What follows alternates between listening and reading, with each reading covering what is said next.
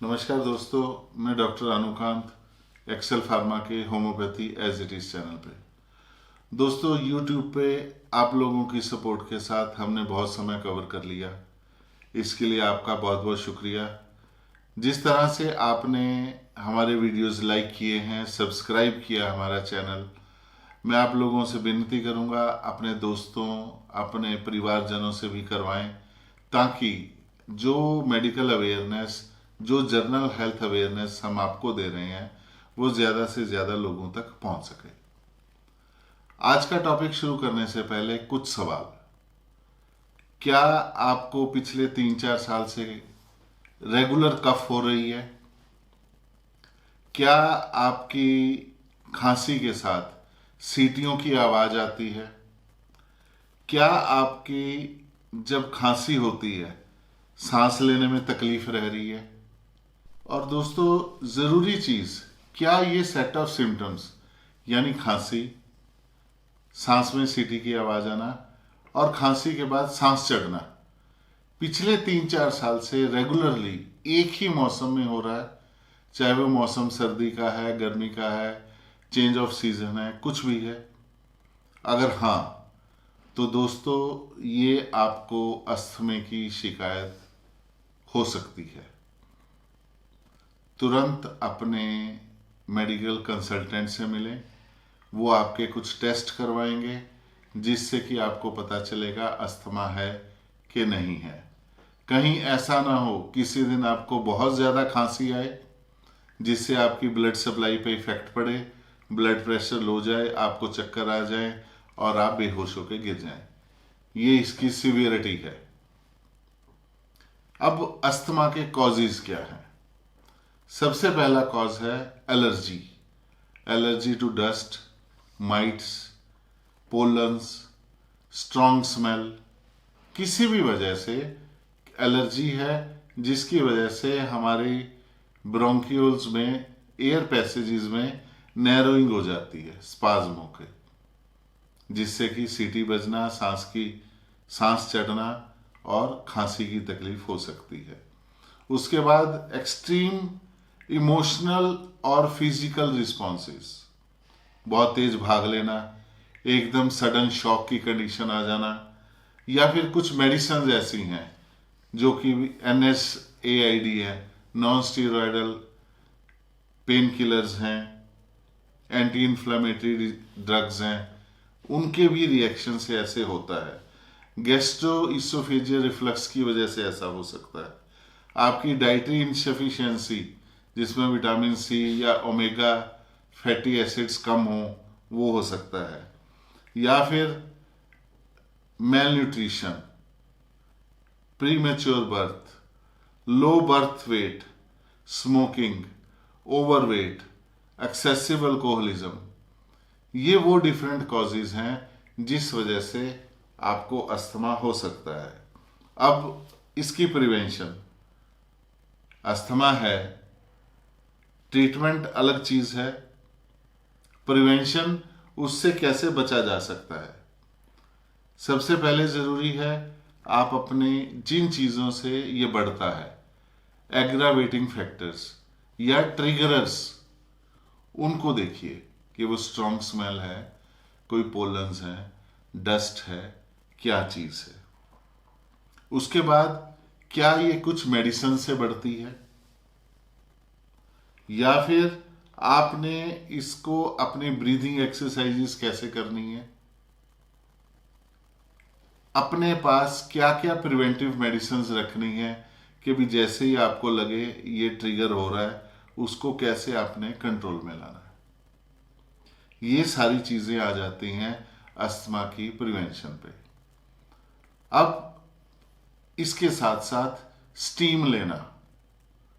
Steam लेने में लोग बहुत हिचकिचाहट करते हैं और कुछ लोगों की आदत है वो बहुत जल्दी जल्दी स्टीम लेते हैं, इवन कि जुकाम हो तब भी स्टीम ले लेंगे। वो ऐसा नहीं लेनी चाहिए। स्टीम लेने का पर्पस ये है, जैसे हम कहीं चोट लगती है या कोई प्रॉब्लम होती है, बॉडी की सिकाई करते हैं। स्टीम का पर्पस है हमने अपने एयरवेज की सिकाई की, जो उनमें स्वेलिंग आई, जो नैरोइंग हुई है वो उस गर्मी से रिलैक्स होगी, ताकि जो बलगम अंदर जमी हुई है वो बाहर निकलने में आसानी हो। इसलिए स्टीम इसका एक बहुत ही अच्छा प्रिवेंशन मेथड है। लेकिन इसको लेने का भी तरीका है। स्टीम हमेशा लेनी है हमने पतीले में उबाल के, या फिर अपने वो जो चाय बनाने वाले टी पॉट्स आते हैं उसमें उबाल के। जो स्टीमर्स हैं उनके अंदर जो फिलामेंट्स हैं, बार बार पानी डालने से आपने देखा होगा, जैसे हमारे घर में पानी की रॉड होती है, जब बार बार पानी गर्म करते हैं तो उसके ऊपर ऑक्साइड या सिलिका जम जाता है।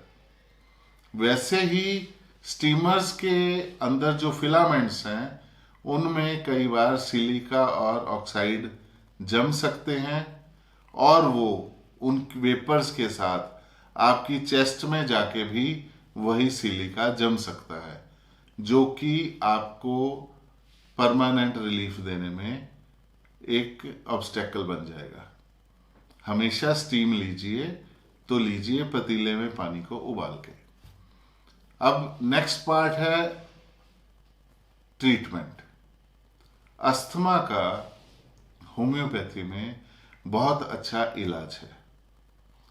अगर आपको एलर्जी का अस्थमा है, जैसे मैंने बताया एलर्जन से pollen, strong smell, mites, dust, उसकी होम्योपैथी में सेपरेट मेडिसिन हैं। पोथोस, मेफाइटिस, आर्सेनिक एल्बम, ये वो मेडिसिन हैं जो डस्ट, पोलन्स, स्ट्रॉन्ग स्मेल्स जैसे फास्फोरस हो गई, इन चीजों से आपको आराम दिलवाएंगी। साथ ही साथ आपको होम्योपैथी में इम्यूनो बूस्टर मेडिसिन मिल जाएंगी, जो कि आपके इम्यून सिस्टम को अपग्रेड करेंगी, ताकि एलर्जेंस आपको बाद में तकलीफ ना दे सकें।